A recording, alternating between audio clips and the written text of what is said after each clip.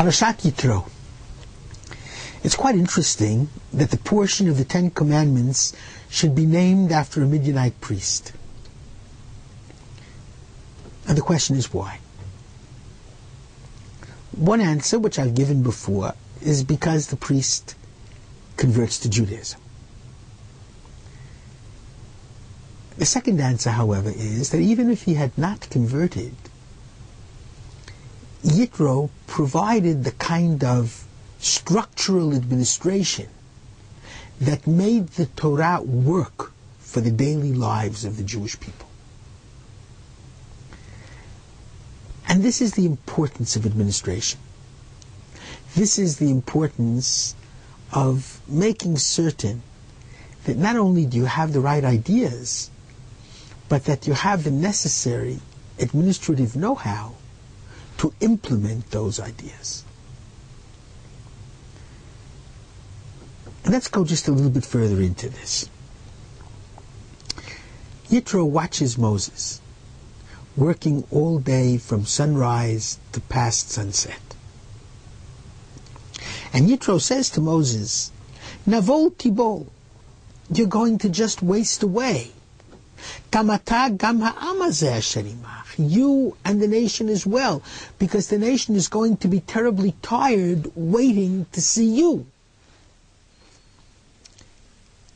It's too difficult, this kind of work, for you to do alone. So now listen to my advice, he says. It's necessary for you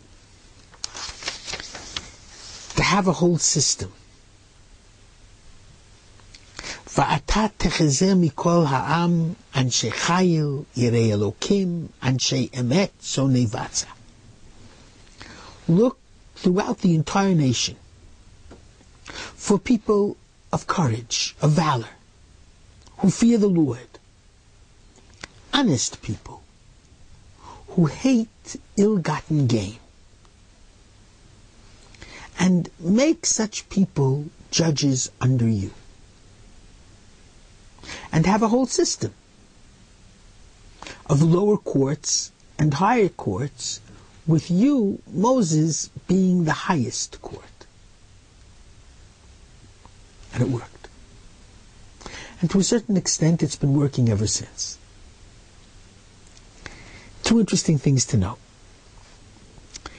When Yitro makes a suggestion, he says you have to find people who fear God, who are honest, who hate ill-gotten gain. And the first criterion, men of valor. When in practice he finds the people,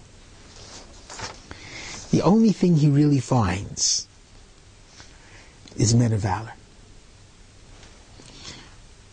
Chapter 18, verse 25, and Moses chose men of valor, Anshe Chayil, Mikol Yisrael. What happened to all of the others? What happened to those who fear God? What happened to those who were true people, honest people, who hated ill-gotten gain? So, apparently he couldn't find too many of those. So we had to just find people of courage and strength. And he had a hope that while they were in office, they would become more honest. The cynics say they don't understand why it was a problem. Because with a little bit bakshish, with a little bit money, you can find those kind of people too. But nevertheless, Moses did listen to Yitro and set up the right structure. The real question in all of this, however, is that when the commentaries talk about what Yitro did and they name the portion, they call the portion of Yitro's gift and advice the portion of Ate Techeze. You will see for yourself and you will find for yourself these special people and set up a system of judges. But the portion doesn't begin with Atar Techazeh. The portion begins with Nivol Tibol. You're going to waste away. So why doesn't it begin with the first words?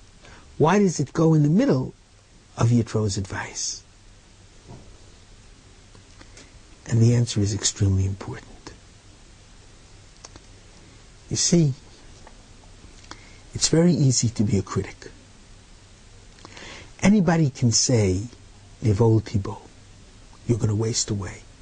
You're working too hard. The people are upset at waiting for you for so long. You're going to tire everybody out, including yourself. There's no greatness in Yitro for criticizing.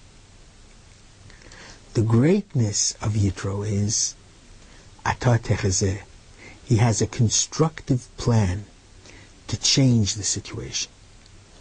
And that I think every administrator has to understand. To criticize the situation at hand is very easy. To have a constructive solution, that requires excellence.